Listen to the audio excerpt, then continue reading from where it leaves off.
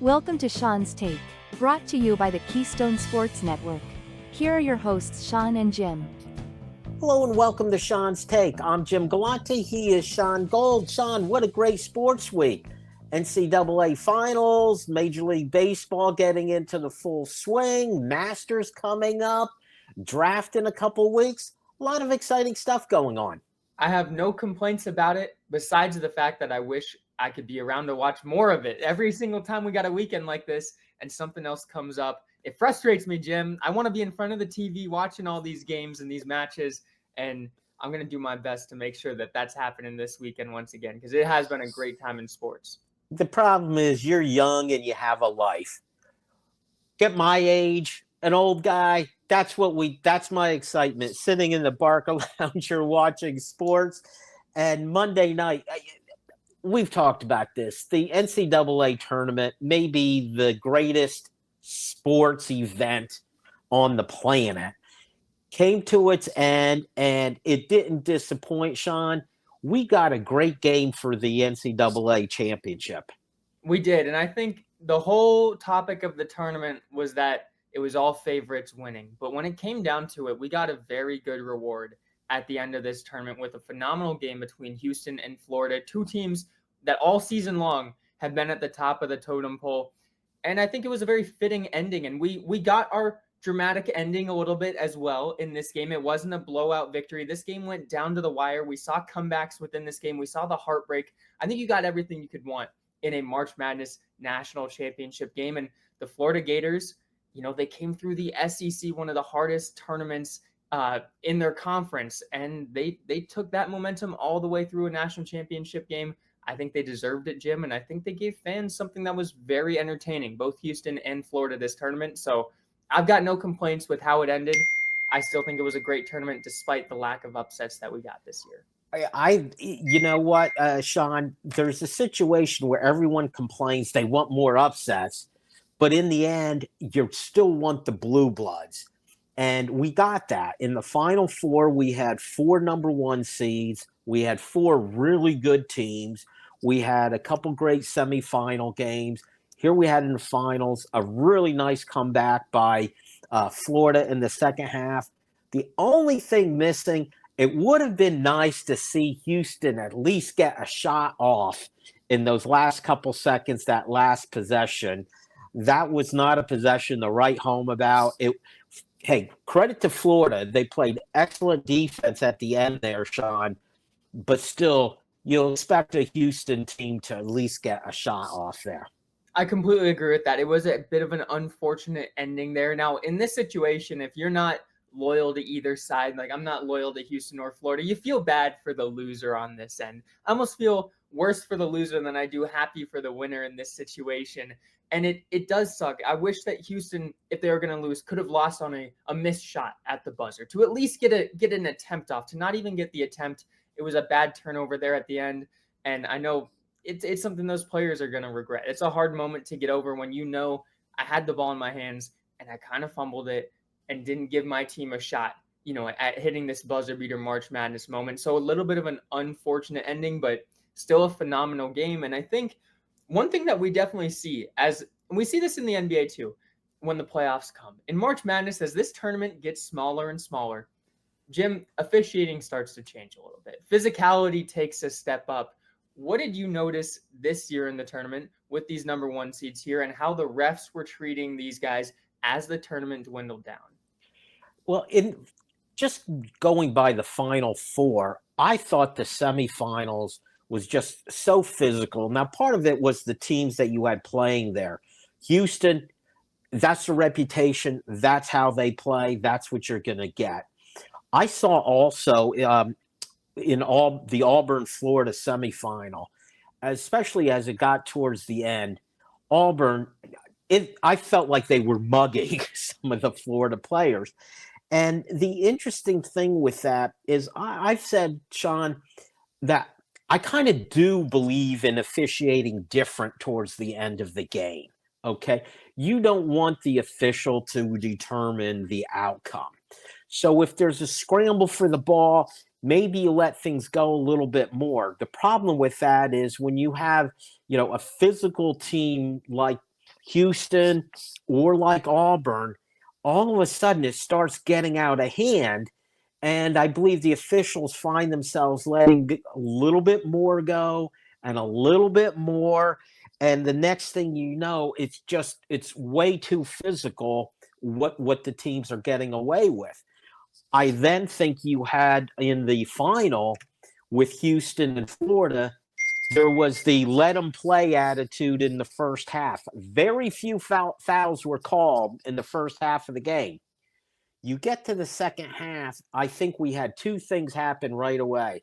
I think you had Florida at halftime saying, we need to be more physical to match Houston. I suspect also you had the officials looking at each other saying, we better get this game under control. Next thing you know, you saw Florida getting, I don't know how many fouls early in the second half when they were trying to match the physicality of Houston. It is. It's a really tough thing, and there's such a fine line on officiating in these moments. And I'm in 100% agreement with you that you officiate different when the moment's the biggest. And we see it in every sport, in the NFL as well. We'll see, some ticky-tack calls, maybe don't get called on a slight pass interference, and the regular season would get called. And it's the same thing in basketball, but it becomes unfortunate when it starts to get lopsided, like you just alluded to a little bit. And I don't know the exact answer to this on where exactly is that line of big game, final minutes, what do you call, what don't you call? But I'm much more for letting them play. But when we do see instances where, like you said, Auburn seemed to just be mugging, their opponent there, it's like we still got to call fouls when fouls are called. And if you're getting hacked when you're going to the lane, that deserves to be free throws. And sometimes those calls are missed. Sometimes they're overcompensated. And a lot of times they're not equal between both teams. And we've seen it, like I keep going back to the NFL. We've seen roughing the passer on Patrick Mahomes is not the same standard as roughing the passer on another quarterback. And when those rules get implemented here, it gets frustrating, I'm sure, for the players, but as a fan as well, it gets frustrating to watch knowing one team is going to get this call, the other's not, even though it's the same exact thing, and it's not weighted equally. I think the standard in basketball, at least, well, probably in the other sports too, including football, pass interferences, late in the game, I want something called that affects the play. So if the player is in the act of shooting, if he's putting the ball up, you get hit on the arm and it affects the shot, even if it's ticky-tack, you've got to call it because it affected the play. That scramble for a loose ball, that's got to be a little bit different. So that's my standard. But what I found interesting then, and I'm going to go back to the semifinal where Duke had this lead late, 7 points, minute to go, historic collapse on Duke's part. But you did have a call, Shaun, and I wanted to get your take on this. Cooper Flagg, the star from Duke, got called for over the back on a rebound, I believe off a foul shot. And that probably very well could be the difference in the game. And as physical as it was, that play they chose to call. Shaun, I wanted to get your take on that.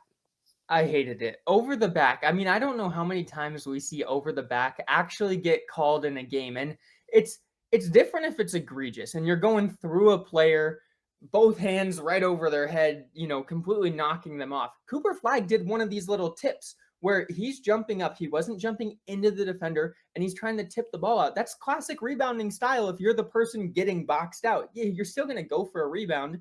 You just can't go through a player. So I thought that was a terrible call right there, Jim. I did not agree with it. At the end of the day, though, I think I've seen worse because of the circumstances. Because Duke had such a collapse, I almost don't feel as bad for them for that call, if that makes sense. If this game was tight the entire time and that happened, I'd be pretty pissed about it. But Duke, you had the lead. And like you said, Jim, historic collapse right there. So it's almost saying you deserve to have that called on you for how bad you played in the final couple of minutes of this game. But if we're speaking purely of the officiating there, I thought it was a terrible call, to be point blank, period.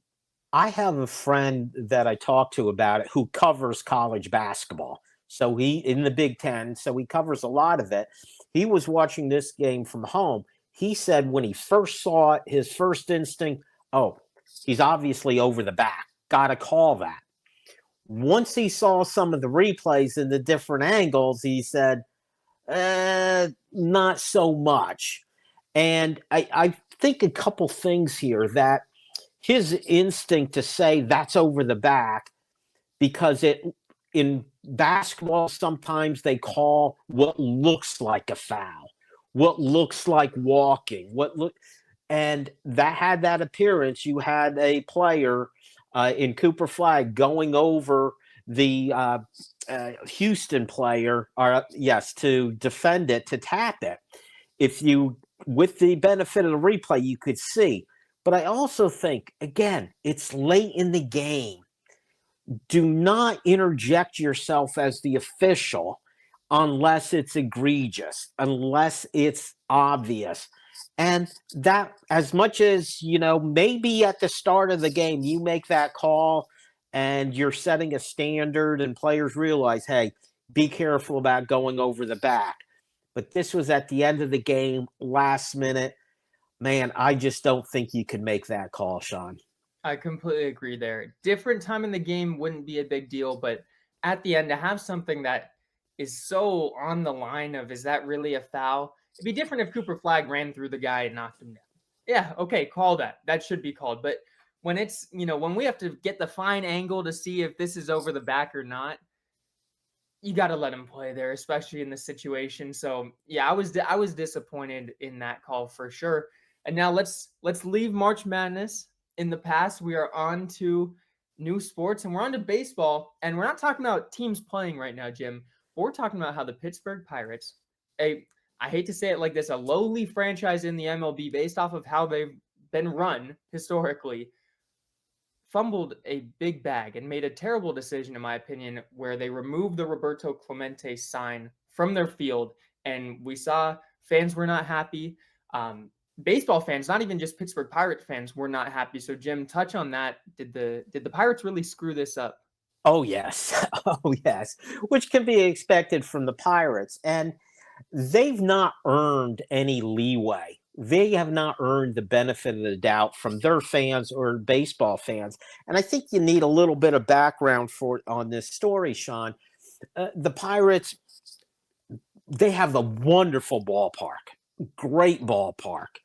They also have perhaps the best pitcher in baseball on a rookie contract, okay?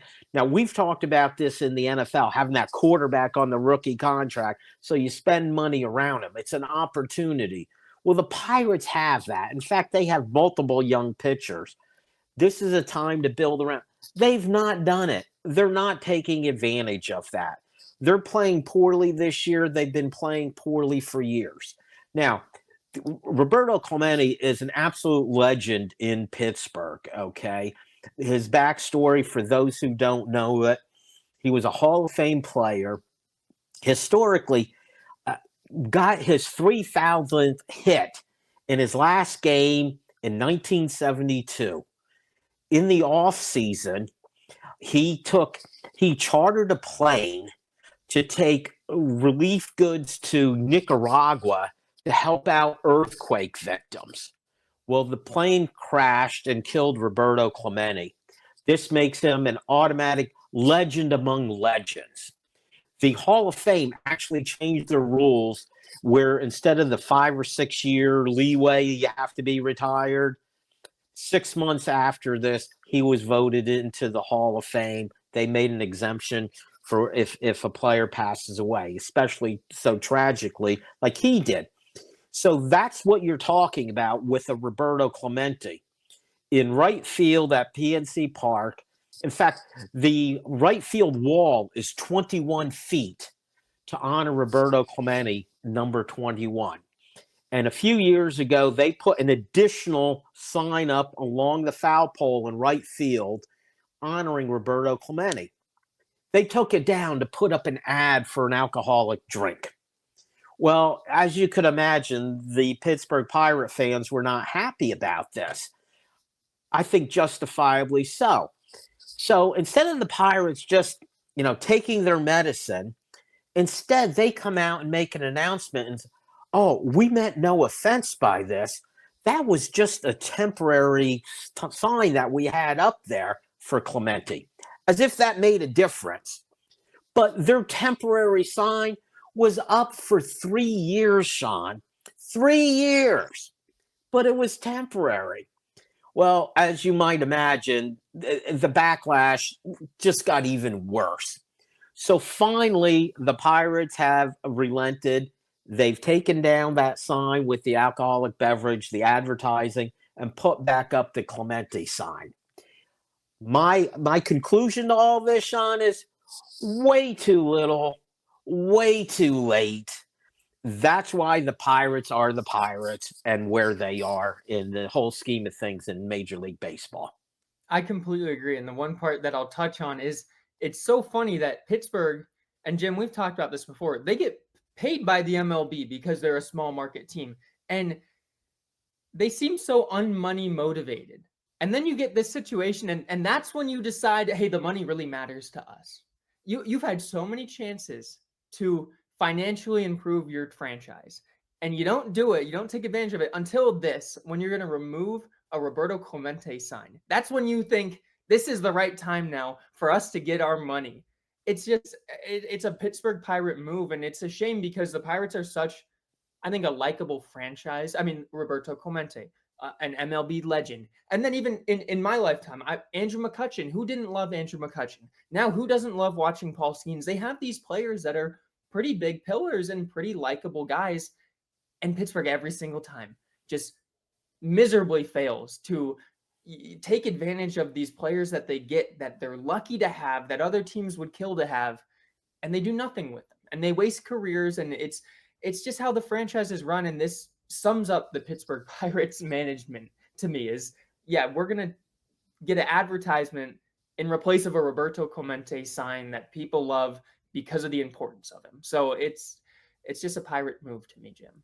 It really is. And I would love to be a fly on the wall in that meeting where that decision was made. Gee, I'm the advertising exec. I just got an agreement with this company. So where do we put that sign? Oh, I've got an idea. Let's take down the Clemente sign and put this up instead. You know, and why everybody else in the room didn't just say, no, you do not do that. You just don't. We find another place for the alcoholic beverage sign, okay? We find a way to do that.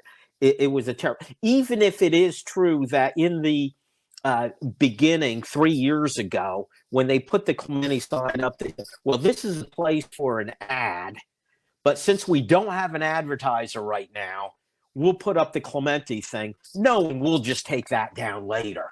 Nobody thought at the time, no, that's probably not the smartest thing in the world. All right. I'll tell you what, I'm not sure who had on their bingo card we would be talking about the Pirates for this much. Let's shift to, I think, a more appealing story. How do you? You're an NFL guy. You're a Shedeur Sanders guy. He's from your Colorado Buffaloes. And it was fascinating, and it also shows the trickle-down effect of how the draft works. But the team with the number one pick, the Tennessee Titans, who it was often just thought they were going to take one of two quarterbacks, either Cam Ward from Miami or Sanders from Colorado. That was the way to go. And all of a sudden, the Titans had a meeting scheduled with Sanders, I guess a workout. They canceled it. What does that mean for everybody? What does it mean for Cam Ward? What does it mean for the Browns, the Giants, the Patriots? It means a lot to a lot of dominoes fall with this. It definitely does, because to me, that's solidifying that Cam Ward is going to be the number one pick. And there's still cases that could Abdul Carter be it? Could Travis Hunter be it? I think from what we've seen from Tennessee, they're all about getting a quarterback, and I think they just made their decision there. So I think if we were to look at the betting odds, it wouldn't be a smart bet to say that Cam Ward's going to be the number one pick, because the odds are way too much in his favor to ever put money down on that. So I think now it's interesting for Shedeur Sanders. His market has been all over the board. We've seen a number two pick to the Browns to, I've seen some reports say that he might fall out of the first round. Two extreme sides of the spectrum. I think it's a lock that he's going to go in the first round. There's now talks that, is Jackson Dart going to jump up and leapfrog Shedeur Sanders, who has been the consensus one or two quarterback in the draft since last season started, with him and Cam Ward going in the race. So I think there's going to be teams that are really interesting to look at. What do the Browns do? Do they want to address the quarterback position in the first round, or do they want to take a Travis Hunter or a Abdul Carter, who we kind of know are going to be game changers for their Keystone franchises? Sports The Network. Giants signed both Russell Wilson and Jameis Winston this past offseason, but are those really the long-term answers for them at quarterback? Or do they want to use them as bridge quarterbacks for a Shedeur Sanders to come in, learn for a year, and then take the reins? So, I think at first I thought it was kind of a big deal seeing anytime you see a private workout get canceled, it's kind of a big deal. But then I realized it just means that they love Cam Ward and they're going to go with him. And I don't know that it's a knock on Shedeur Sanders.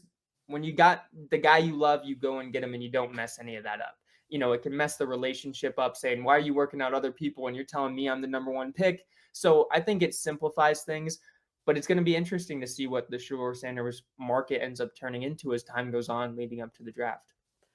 It's always interesting, the NFL draft with quarterbacks, as you pointed out, and some of it is rumors, Sanders all the way up and down the board. But I think in the final take on this, go back to history a little bit. Just last year, Michael Penix, Bo Nix, neither one of them were thought of that highly. And sure enough, all it takes is one team to like that player. And I think both the Falcons and the Broncos are pretty happy with those picks. And, you and I have talked about the whole quarterback class, and I've mentioned I'm a Jackson Dart fan, not a huge Sanders fan. Well, I can be proven very wrong going forward, or I might be proven very right. It's going to be fascinating to see. But as you put it, it's interesting when you have the consensus top two, okay? Ward and Sanders, that was it, 1-2, 2-1, those two guys. But then again, the domino effect through the draft. The fun part to this, and I was mentioning this to you before we started recording, that I've had just in the last couple days a friend who's a Giants fan, New York Giants fan, who had the third pick. Tell me about Abdul Carter. I had someone who's a big Patriots fan who have the fourth pick. Do you think we'll get Abdul Carter? He'll drop to number 4. And that's where it's just so interesting. If we assume the Titans are taking Cam Ward, what's Cleveland going to do? The Giants, the Patriots, could Sanders drop down? I can't see. You mentioned that you think he has to go first round. I agree. I'll go even further. I think he's got to go top 10, top 12, worst case. And because if he drops down a little bit, if that team doesn't want him, someone will trade up to get the quarterback. That position is just way too important, Shaun. I completely agree. And there's, teams that we can pencil in. The Pittsburgh Steelers, we don't know. Mason Rudolph is their starting quarterback at the moment. They're a team that if Shedeur slides a little bit to that 10 to 12 range, I could see jumping up to get him, just even if they don't love him, just because they know there's value there that you might have a franchise quarterback. And we see it time and time again. If you don't hit on your quarterback, it's really hard to win. And we're seeing instances where you can get a quarterback later. Jalen Hurts, Super Bowl MVP, second or third round, I believe, was where he got drafted. There's times when you can do that. But if we also look back, you take away Hurts and you take away Brock Purdy, who's dominated the conference championship games? It's been Lamar Jackson, Josh Allen, Patrick Mahomes, all first-round picks out of the AFC. We've seen Jared Goff get there, who we got to remember was once the number 1 overall pick. When Aaron Rodgers was in Green Bay, he was still a first-round pick. And, you see first-round picks go further with their teams more often than not. And for some of these teams, if we do see a slide with Shedeur Sanders, somebody, like you said, is going to jump up to get him just because the quarterback position is so uber important. And the last thing I'll say about this, too, is I think that you mentioned the Giants and the Patriots. I think they are hoping and praying that the Browns do indeed draft Shedeur Sanders at 2, because that means by default, the Giants are going to have their choice of Travis Hunter and Abdul Carter, and the Patriots are going to draft whoever they don't draft. And those two might end up being the two best players in this entire draft, Jim. And it makes it easier when your tough choices are gone. All right, Shaun, that will be the final word for Shaun's Take. Thank you, Shaun. Thank all of you for tuning in, and we'll see you next week on Shaun's Take. Keystone Sports Network.